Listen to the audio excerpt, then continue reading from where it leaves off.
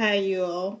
Welcome back to Beyond Borders Dilemma podcast. So, last week I posted a video of Sara Savatovich, who was a student athlete but now doing her PhD. She gave us so many motivation and inspiration on how to go about the whole process of being a student athlete and at the same time transitioning into higher education. She is such an inspiration to the younger people who want to be in that field. So that was the part one of the whole episode. Part two is about to upload, where we are going to talk more into her personal life.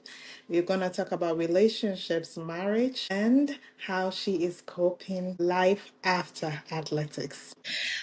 Welcome to my podcast, Sarah. Thank you, Naomi. I'm so happy. So now another aspect of this interview was to talk about relationships, love, and family. And now you are a married woman. Oh, wow. Yeah. Congratulations. We are going to dive a little bit about your personal life. So let's start with this. How did dating and relationship change after you moved to abroad? I know Serbia might be different. How is that difference? Dating in Serbia and dating in the US? Yeah, it is different.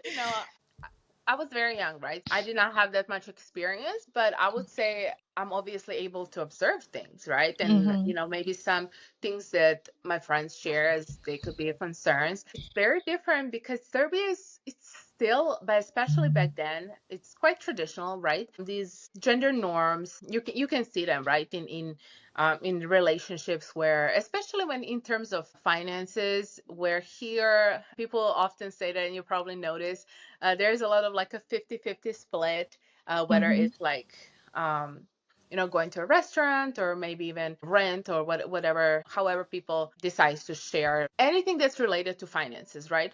So I Mm-hmm. feel like people would say mostly is that financial difference, going to the restaurant and I was like, who's going to pay?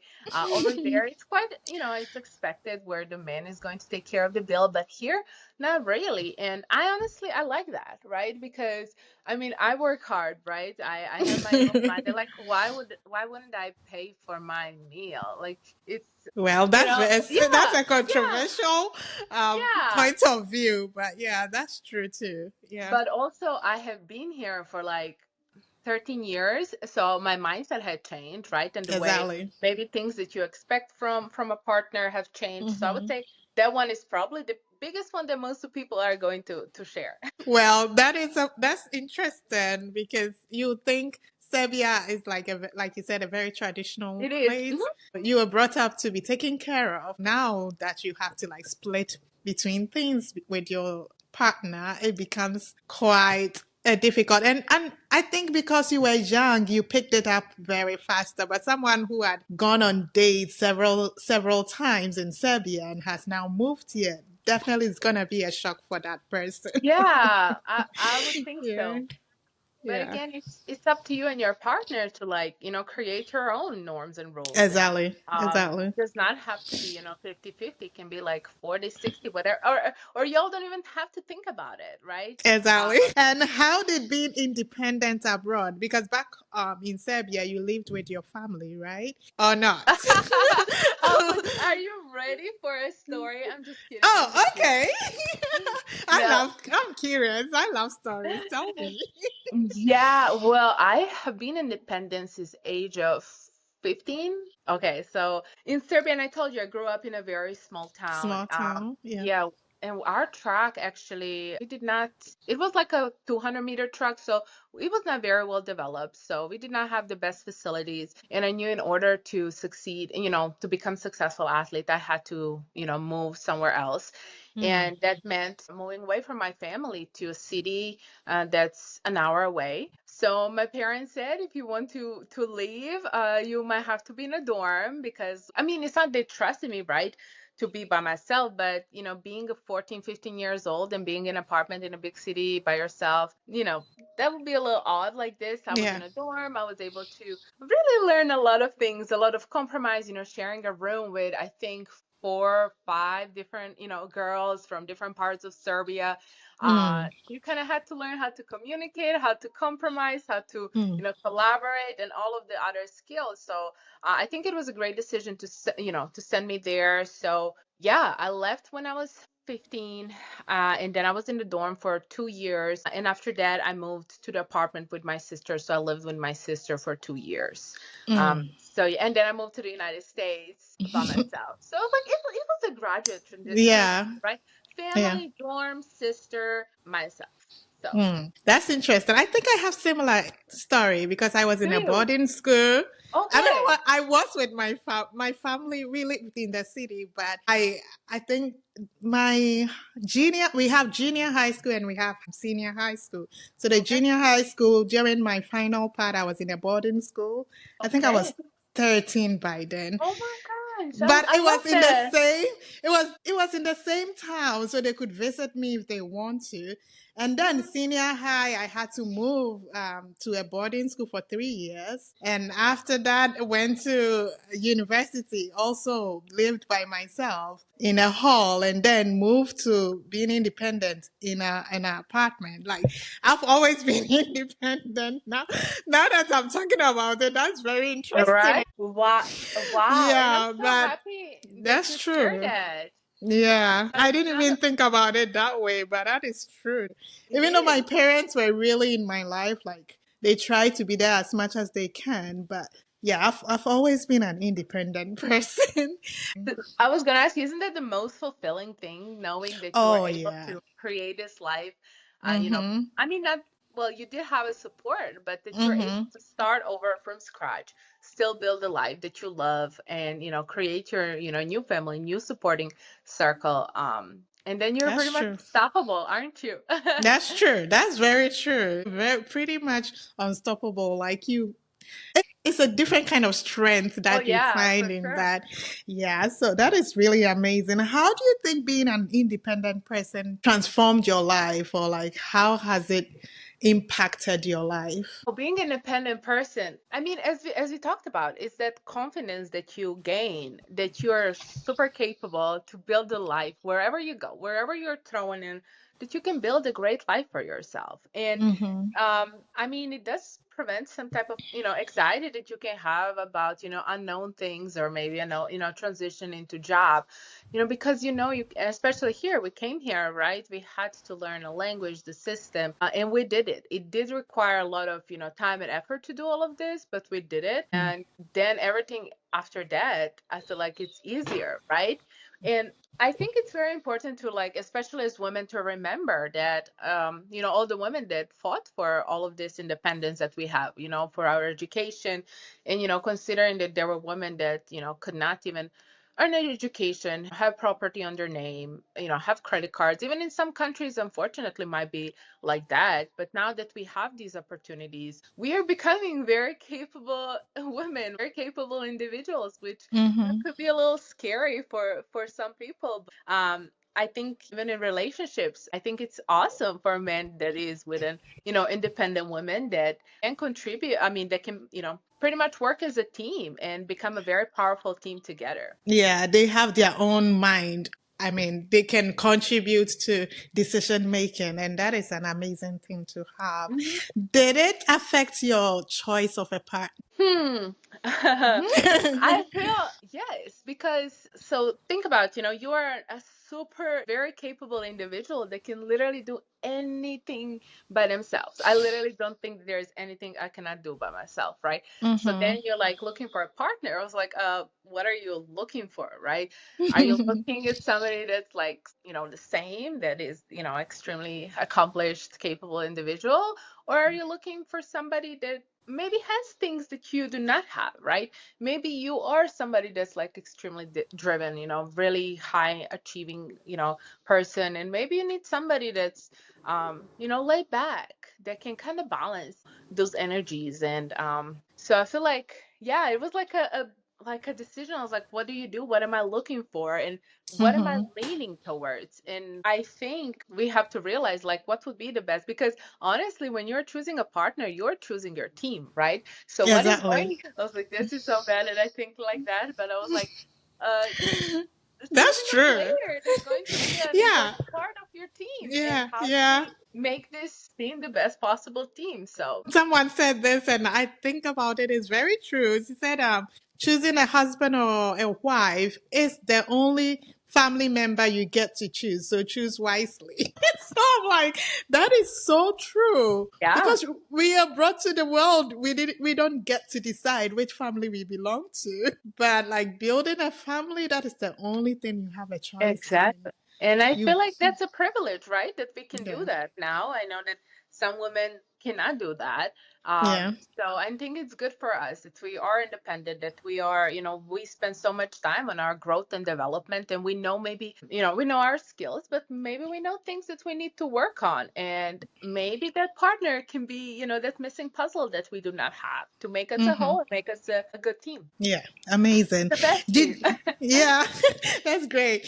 Did you ever feel pressure to date within or outside your culture? Are there a lot of Serbians around to Oh. even date? No. No, but here's the thing. It's also how your parents raised you, right? Because you might be with some, have parents that are very traditional. I feel like Mm-hmm. my parents, the only thing that they ever wanted from me is to be just happy and healthy. And I think that's a true definition of like unconditional love, because they did not put any pressure on me, even regarding my, academics or athletics, right? So the only thing they wanted from me is to be just happy and healthy, but they also always respected my my preferences, things that I like. And I would say that pressure did not happen because I started traveling. I told you, as I think I was 14, 15, something like that. It was sophomore year when I made my first world team. So we went to the world championships, and I started seeing people that, that are different than me, right? That speak different language, that look different. And I was really amazed by that. And then I would come home and I would share that with my parents, right? I said, oh, Mm-hmm. I like somebody from, I don't know, Italy, or somebody from Brazil. And I was telling that I was going to marry somebody that's, from a different country, because Oh.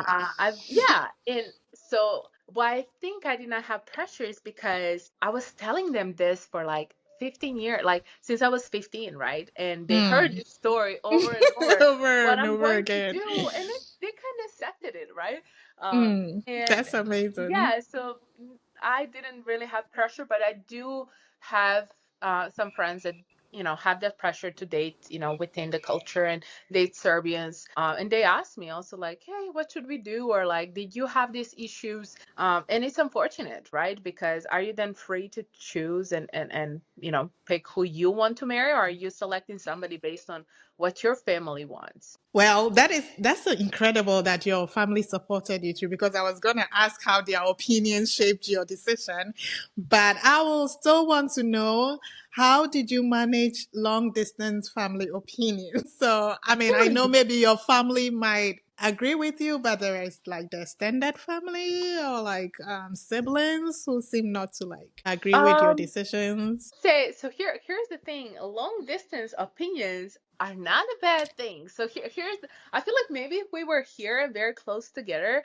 maybe Mm, you know they would have more things to share or more things to say. But I think because we live so far, the only thing that we do when we get together is just like talk about our relationships, or there is not too much room to discuss outside things. I would say maybe if hmm we would, live closer, and they're like, okay, what are we going to talk about tomorrow? Oh, let's focus on your relationship, right? Yeah.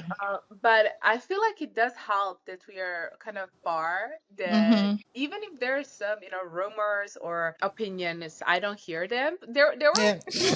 I think, my dad, when sometimes Yep. he goes, and I did not know these things, but my sister shared that I think I got married. I don't even know what it was. That somebody, when my dad went to the street market, somebody asked him about, me being married or my husband. So I feel like maybe some other people will have something to say, but my hmm family, not really. I think, as I said, they're truly, truly happy for myself. And again, that's the definition of unconditional love the parents, give to their kids, where they hmm truly only thing they want is, for your child to be happy and make their own Happy. decisions. Yeah. Yeah. Yeah. Incredible. Have you gotten to a stage where you have to set a boundary with a loved one because of whom you are dating? Boundaries. Yeah. Honestly, boundaries. Honestly, I wish I could say yes, Mm. but It's a good thing if you haven't. but here's what I was saying. I have heard stories, and I have heard stories, and it does not have to be, it can be just within the Serbian household. And I think it's a responsibility of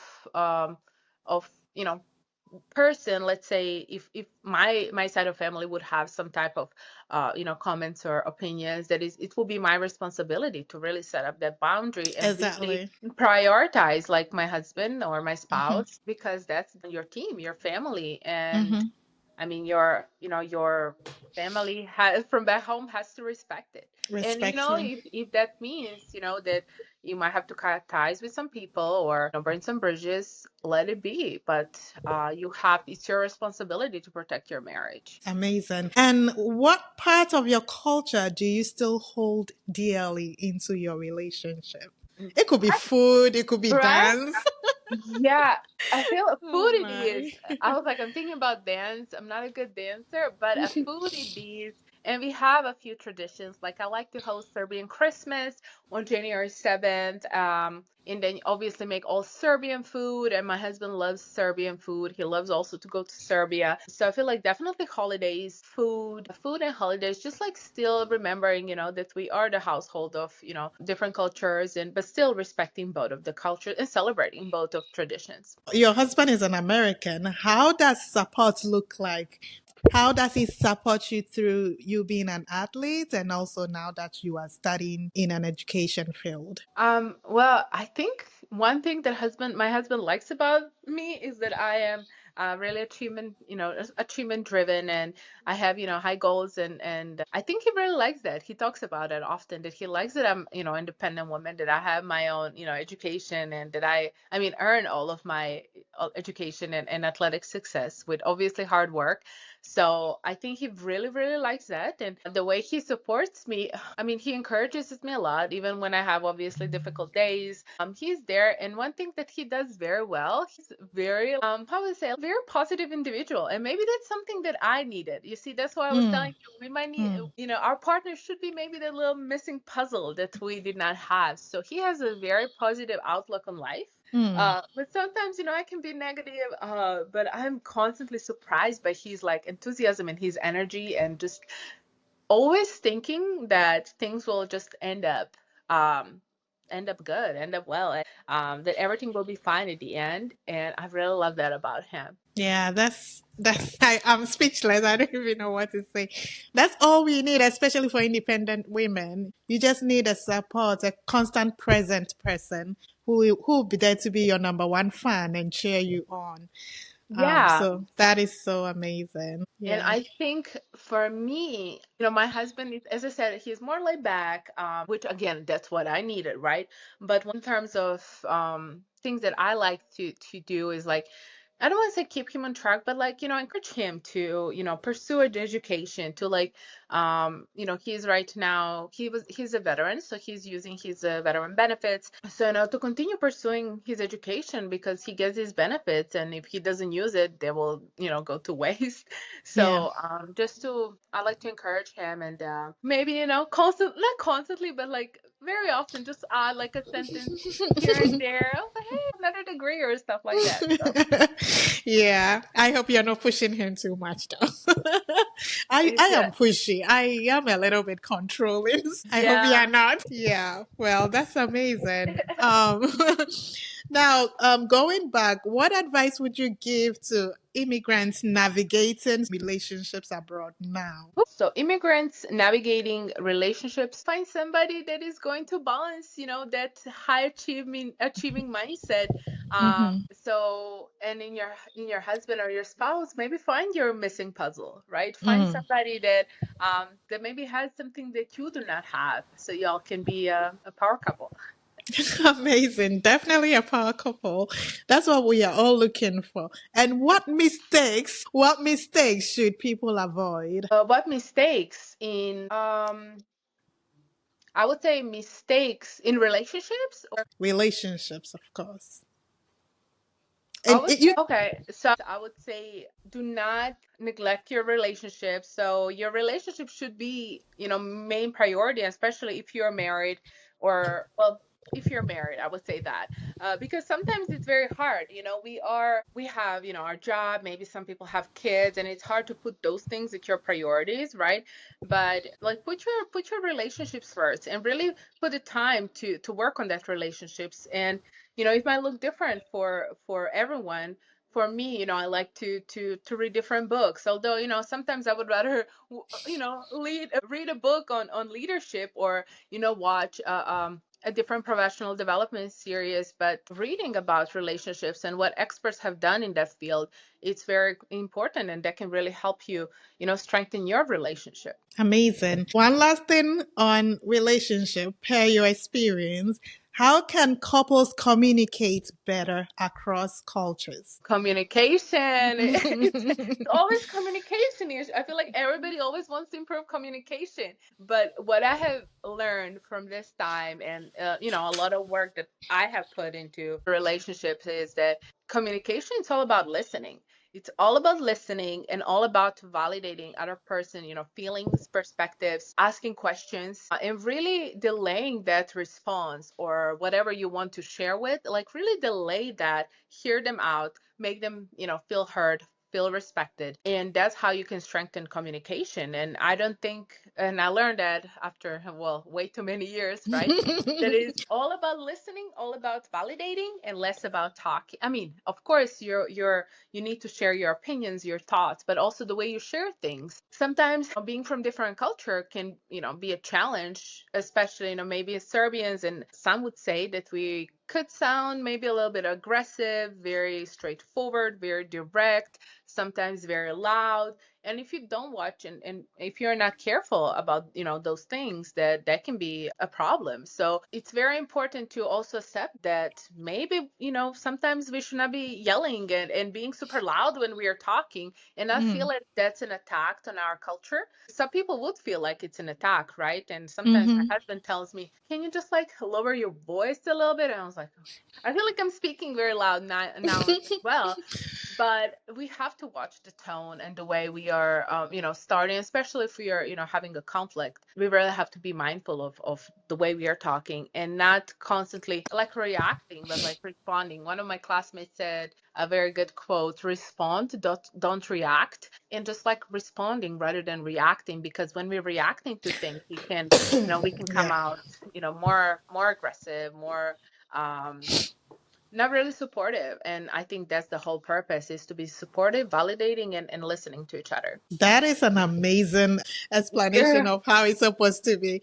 You did great with that Took one. me a lot of time. Took me a lot of work. And you know what's so Yeah. funny? I thought I was good in validating, right? I Tell me thought about that that. I was like, and we did a little, a little practice with our therapist, a little improv, and I was like, oh my gosh, I'm not good at this. And then I had to learn. So, Yeah, that's very inspiring. oh, no. Aside your incredible athletic ability, you have also led us in your relationship, and we are so happy that you came through. And we've learned so much from you, from love across borders requires communication, patience, and courage, especially when expectations are different because of our backgrounds. Thank you so much, Sarah, for joining us today and sharing your journey. And thank you to everyone listening. We hope this episode encouraged you to keep pushing forward toward your goals, no matter where you are in life. Thank you. This was awesome. I'm so Yeah, honored. yeah. I'm glad you came through. Don't forget to subscribe, share this episode, and tune in for more inspiring conversations on the podcast. Until next time, keep striving, keep believing in your vision, and building relationships. Thank you, Sarah. Have a good one. Thank you.